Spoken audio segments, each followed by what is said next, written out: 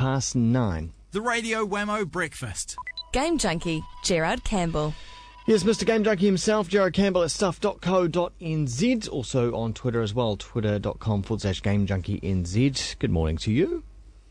Good morning to you, Mr. Wammo. How was your holiday day yesterday? Oh, yeah, it was nice. Nice to have a long weekend, because we're not getting one this weekend with Waitangi falling on the wrong day. It's not Waitangi's fault. No, it's not. No, it's just nobody's fault, really, so we'll just have to suck it. But at least, you had an anniversary yesterday. We've got to wait till November for ours, so... Well, it's one less gaming day, Gerard. One less gaming day. Oh, no.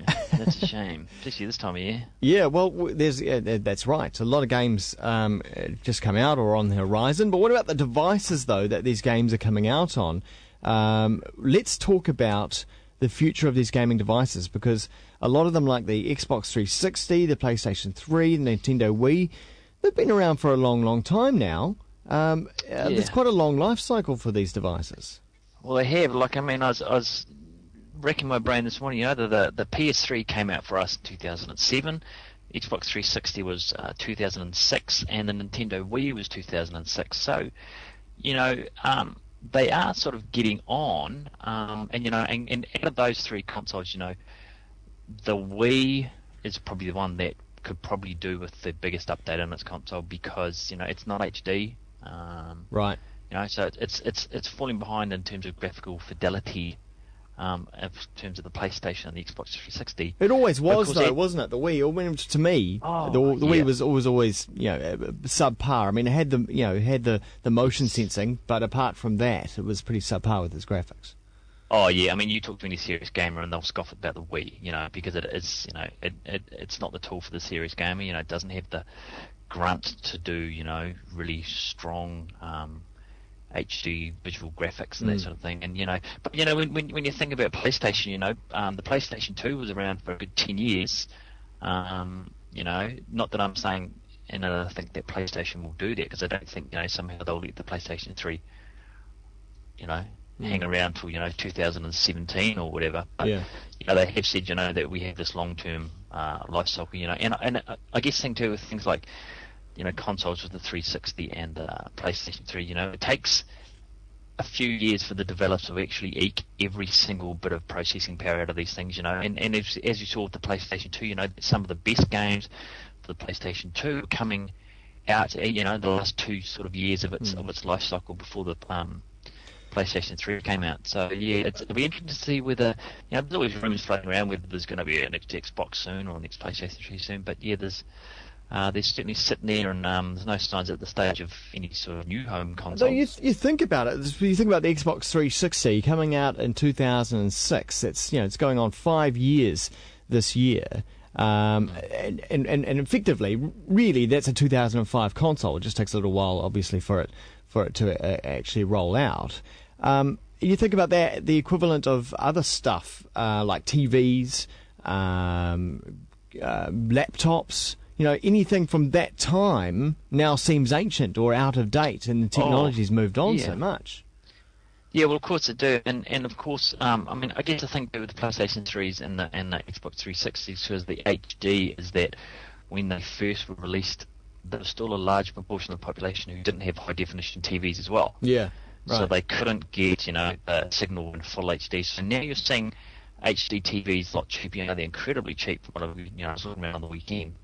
And they're incredibly cheap, so I think you're finding more people are going to be having HD big screen TVs in their homes now, so they're going to be using the full potential, the visual fidelity of those consoles. But you're right, in terms of technology, 5 or 6 years it's a lifetime. It's a lifetime, isn't it? Things, things move so quickly, and you only need to compare the power in the consoles to PC gaming, for example. PC gamers, if they wanted to and if they had the money for it, they could upgrade every year with a much faster processor. They could have 6 gig or more RAM in there. They could have, the most supercharged graphics card that'll, pump incredibly huge resolution. So PC gaming is still, hardware at least is on the up. Yeah.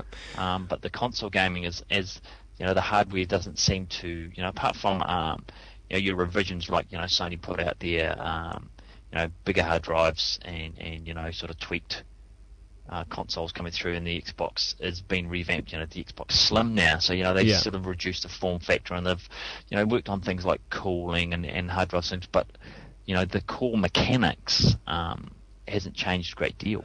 Okay, so nothing on the horizon for consoles, but what about portable devices? Looks like Sony is coming up with something new. Yeah, well, of course, Nintendo have got their 3DS, the 3D glass that's coming out next for March, I believe. But yeah, the big announcement from Sony last week at a special thing in Tokyo was the PSP2, or the code name the NGP, the next generation portable. And it's a pretty cool. On paper, it's a pretty cool thing. It's going to be a successor to the original PlayStation Portable and the PlayStation, the PSP Go. PSP Go was entirely digital download for its content. Oh yeah. But I'm just looking at a sheet, in terms of the specs on the NGP, and we've got it's going to have a 5-inch touchscreen, an OLED touchscreen on the front. Yeah. And then on the rear, it's got a multi-touch pad. So you're going to be able to, they showed a demo of one of the PS3 games. It's called Uncharted, one of the big titles, and they showed an NGP version of Uncharted on this demo, and the main character got found to a vine and was climbing a vine, and you could actually stroke your fingers up and down on this touchpad, and he would climb up the vine. Are they predicting next generations are going to be growing extra digits? Because touchpads on the front, pads on the back, seems like I don't have enough fingers for this gaming device. Yeah, I wonder whether because on the PSP we've got at the moment, it's got two shoulder buttons, I guess like the bumper buttons on the consoles on the top of it. And so I wonder whether they're replacing that and they're just sticking that down. But you're going to have to be fairly dexterous to sort of do all this sort of multifaceted stuff. But and it's got two cameras. It's got a front camera and it's a rear camera. And it's got gyroscopes and accelerometers, and it's going to have built-in GPS apparently and Wi-Fi as well. And so it's basically a phone. Yeah, well, it's very similar to a phone, but it's not a phone because, of course, there's a PlayStation phone coming out at some stage too. Right.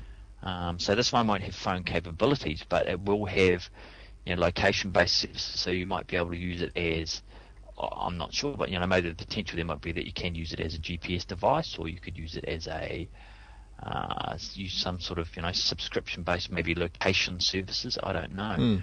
And another big change for it is that it's using a flash memory-based storage system for the games, whereas the PSP Go was digital only, and the original PSP was these silly little little discs called UMDs, like little CD thing, and plastic casing. They're pretty fragile. So will you still go out and actually buy little games on flash cards? Yes, yep. And you'll be able to buy these games on flash cards, and I assume you'll be able to digitally download them as well. But it looks really good on paper, but I think with all this cool stuff, I'd hate to think what the price will be. Yeah. Though, and how far away is it, do you think? Well, Sony were talking about holiday this year, obviously for the US, and I think they're going to do sort of a staged rollout like they did with their PlayStation 3. PlayStation 3 came out on the Japan first, and then rolled out to the US, and then UK, and then we were sort of March sometime. So I think what they'll do is their target is it'll probably be Japan or the US end of the year, their holiday season, and then I'd say we'll sort of start seeing it rolling out. Sort of this is speculation, but probably early 2012, I would think. Way, but way. In the meantime, we'll have to put up with what we have. Not that ain't bad, that's for sure. No, it's pretty good at the moment. Yeah, we just need some good new games to play now. Yeah, thanks very much, Gerard. Thank you, Glenn. Find Gerard up on stuff.co.nz under the technology section there. That's where he blogs, and also twitter.com/GameJunkie.